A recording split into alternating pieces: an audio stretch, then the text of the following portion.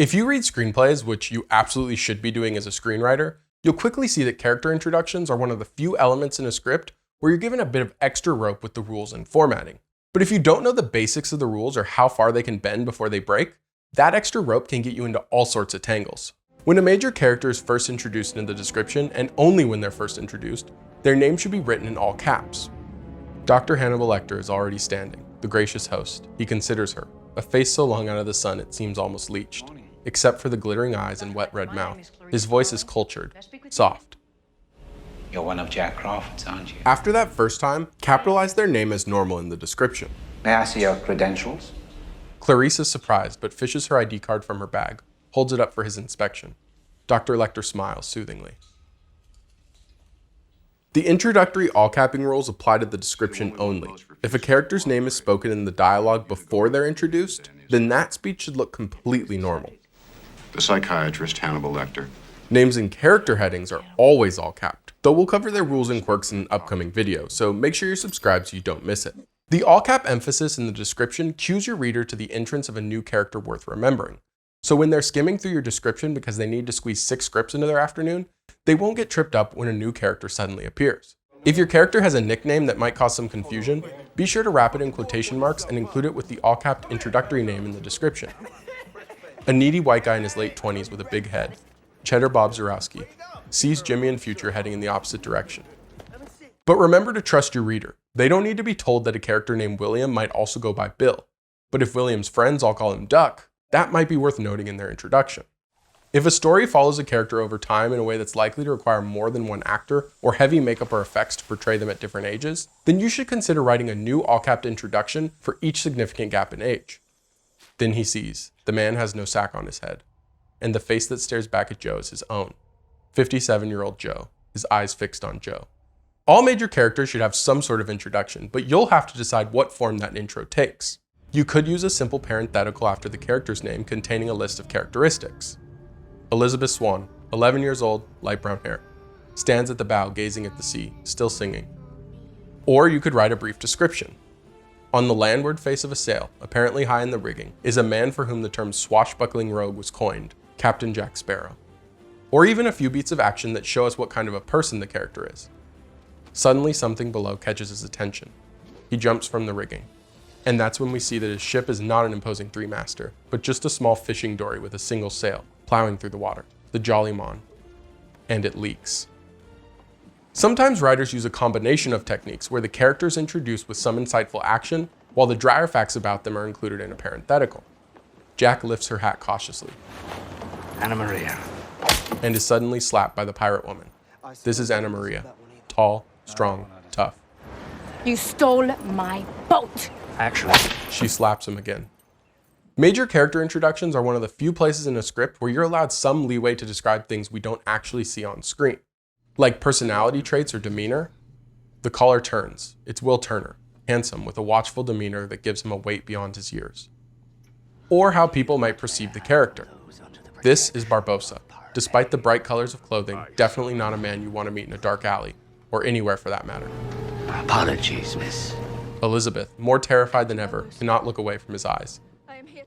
Or even a character's relationship to another character. Standing beside him is Governor Weatherby Swan, a man of obvious high station. He's Elizabeth's father. But just because you can get away with it, doesn't mean it's always the best option. If those traits or relationships are important enough that your audience will need to understand them, then you'll have to show them through the action and dialogue. Lieutenant Norrington, I appreciate your fervor, but I'm concerned about the effect this subject will have upon my daughter. And if you're already going to do that, then you probably don't need to mention it to the reader alone. Minor character introductions are handled very similarly to major ones, but often have scaled back descriptions. A small, frail woman in her mid-70s named Muriel Hodgkinson blinks in shock. How much you scale it back will depend on what the reader needs to know about that character. If a distinct trait or personality quirk is important to the story, then by all means include it. A pair of huge glasses fronting the top half of a head rises into the bottom half of the screen, out of focus. This is Edna Mode, 60-ish, known by her friends simply as E. But if what they look like or how the actor portrays them isn't super important, then you can simplify down to just an age or sometimes even skip their description altogether. When you do mention the age of a character, you usually want to give an exact age for children or teens. Jonathan Byers, 16, Will's older brother, cooks breakfast. He is lanky with long hair, quietly handsome, but he would never believe it if you told him. But the ages of adult characters tend to be less specific. His mom, Joyce Byers, late 30s, races past, frazzled. She wears a wrinkled Melville General Store uniform. Sometimes you can make your writing more efficient by letting a title carry some of the weight of the description. Louise turns to see the source of the voice at her office door. Colonel Weber, 50s, wears civilian clothing, but his body language screams career military. And how you choose to capitalize that introduction can adjust its impact. Including Colonel in the all-cap introduction here emphasizes his title and helps the reader imagine the stereotypical personality of a bullish military leader. While the lowercase captain in Jack Sparrow's introduction is all about establishing how Jack is mostly a con man in the beginning of the story. He has the perfect facade of a swashbuckling rogue, but doesn't really know what it means to be a captain until the climax of the story. Titles are most commonly used for minor characters, and sometimes you can even get away with using a title alone. The cashier scans the last of his items in his sixth and final cart. These are often referred to as generic names, and they're perfect for characters whose actual names aren't important to the story. They're also often used to signal to the reader that the character isn't all that important and likely doesn't need to be remembered much beyond their initial scene. As you just saw, generic names are often based on titles, like a scientist. A scientist staggers out, terrified. A waitress? A waitress, she must be 90 years old, walks up. Or a shopkeeper. The antique store owner emerges from a back room and nods at Peggy and Steve. But they can also be based on characteristics like a hairstyle. Two men sit inside, a scary-looking squat bald guy, 40s, and a wiry creepy guy with a ponytail, 40s. Or something like gender. A light snaps on, breaking the spell. The old lady has awakened. Or even what sort of creature they are. A truly frightening, snarling zombie is right on its heels, sprinting after him. If that's all the reader needs to know about the character, then don't be afraid to skip any follow-up description. You've probably noticed that just like with regular character names, generic names are all capped when the character is first introduced into the description. The bodyguard at the back of a second SUV reaches in and drags out a skinny, wild-eyed junkie. They drag the junkie towards a battered white van.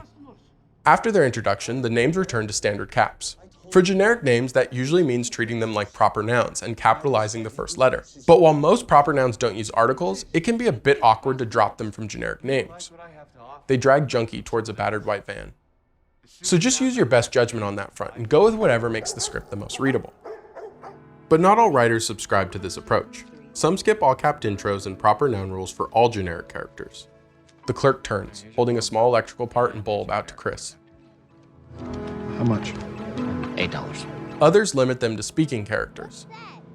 But I lean toward all capping names in nearly every intro because in my experience, you're way more likely to run into readers that get annoyed when you don't than when you do. But honestly, it's not something worth stressing over too much.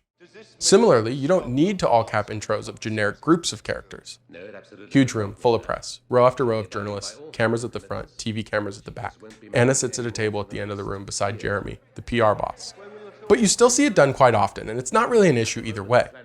If you ever need to refer to characters within these groups using generic names, you can use the singular form and add a descriptor. Jeremy points at journalist number 1.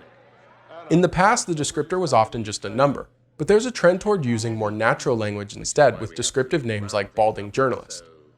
While generic names are often helpful for minor characters, you should almost always introduce major characters by their actual names, unless there's a compelling reason not to.